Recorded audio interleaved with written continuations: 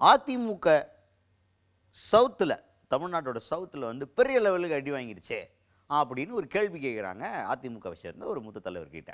அதுக்கு அவர் என்ன சொல்கிறாருன்னா, அப்படி பொத்தாம் பொதுவாக சொல்லாதீங்க, நாங்கள் வாங்க வேண்டிய வாக்கு சதவீதத்தை கரெக்டாக தான் வாங்கினோம். என்ன அது புதுசாக வந்த கட்சியை திமுக அட்டாக் பண்ணுறதுலே குறியாக இருந்ததுனால புதுசாக வந்த கட்சியை விட்டோம், அங்கே தான் வாக்கு கொஞ்சம் செதறிடுச்சு, இருந்தாலும் நாங்கள் ஸ்ட்ராங்காக தான் இருக்கோம் அப்படின்ற மாதிரி பேசியிருக்காரு ஒருத்தர். பேசினது யார்? அதிமுகவை சேர்ந்த ராஜன் செல்லப்பா அவர்கள். அவர் தான். அவர் வந்து செய்தியாளர்களை சந்திக்கிறாரு. இப்போ செய்தியாளர்கள் என்ன கேட்குறாங்க அப்படின்னா, அதிமுக தென் மாவட்டங்களில் பெரிய அளவுக்கு அடி வாங்கிருச்சு இந்த தேர்தலில், ரொம்ப பயங்கரமான தோல்வி, மொத்தமாகவே தென் மாவட்டங்கள்லேயே மொத்தமாக தோத்துருச்சு அதிமுக அப்படின்ற மாதிரி ஊருக்குள்ள ஒரு பேச்சு இருக்கே, இதை எப்படி பார்க்குறீங்க அப்படின்னு கேட்குறாங்க. அதுக்கு ராஜன் செல்லப்பா அவர்கள் என்ன சொல்கிறாருன்னா, அப்படி நீங்கள் பொத்தாம் பொதுவாக பேசிடக்கூடாது, நாங்கள் தென் மாவட்டங்களில் எப்போவும் வாங்குகிற வாங்குகிற வாக்குகள்லாம் வாங்கிக்கிட்டு தான் இருக்குது. ஆனால் என்னென்னா திமுகவை நாங்கள் டார்கெட் பண்ணி அவங்களுக்கு எதிராக அரசியல் பண்ணிகிட்டு இருந்தோம். எங்களுடைய பொதுச் செயலாளர் எடப்பாடி பழனிசாமி அவர்கள் திமுகவுக்கு எதிராக அரசியல் பண்ணுறதுல கவனமாக இருந்தாரே தவிர புதுசாக வந்த கட்சியை நாங்கள் கவனிக்க தவறிட்டோம், அதனால எங்களுடைய வாக்குகள் கொஞ்சம் செதறிடுச்சு அப்படிங்கிறத பேசியிருக்காரு ராஜன் செல்லப்பா அவர்கள். அப்போ ஸ்டேட்மெண்ட் என்ன சொல்கிறாரு அப்படின்னு பார்த்தீங்கன்னா, தாவேக்கா வந்து இப்போ எடுத்திருக்கிற வாக்கில் மெஜாரிட்டி அதிமுகவுடைய வாக்குகள் தான் அந்த பக்கம் போயிருக்கு அப்படிங்கிறத ராஜன் செல்லப்பா அவர்கள் ரியலைஸ் பண்ணிவிட்டு அதை பகிர்ந்துருக்காரு நம்மக்கிட்ட. பெரும்பாலும் வெற்றி வாய்ப்பு இந்த முறை ஒரு வெற்றி வாய்ப்பு சூழ்நிலை காரணமாக சரியான எதிர்ப்புகளை நாங்கள் சந்திக்க வேண்டும். ஏன்னா எங்களுடைய மாண்புமிகு அறிவியர் எடப்பாடியார் திமுகவை மட்டுமே விமர்சித்து வந்தார்.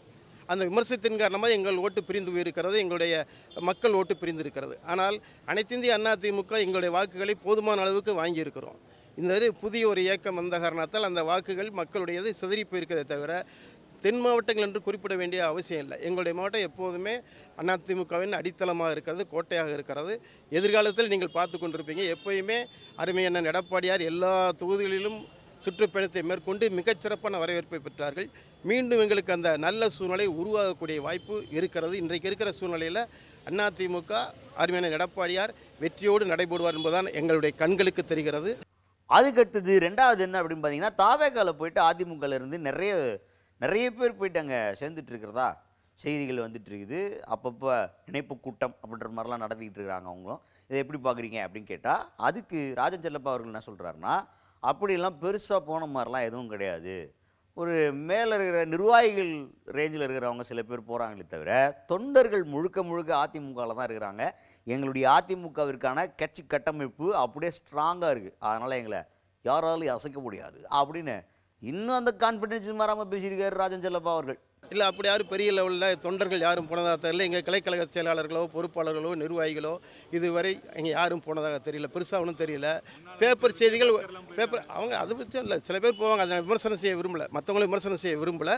யார் போனாலும் எங்கள் தொண்டர்கள் அப்படியே எங்களுடைய அமைப்பு அப்படியே இருக்கிறது, கட்டமைப்பு அப்படியே இருக்கிறது, மிகச்சிறப்பாக இருக்கிறது. அது அதிமுக புரட்சித் தலைவர் எம்ஜிஆர் புகழைப்பாட, அம்மா புகழைப்பாட, இரட்டை இலை சின்னத்தை புகழ் சேர்க்க இருக்கிற பொறுப்பாளர்கள் நிர்வாகிகள் அடித்தள பொறுப்பாளர்கள், உட்கட்டமைப்பு என்பது அடித்தளம் இருக்கிறது, அவர்கள் அத்தனை பேரும் அப்படியே இருக்கிறார்கள். அதில் ஒரு மாற்றமும் பெரிய மாற்றம் எந்த மாற்றமும் வந்து விடவில்லை.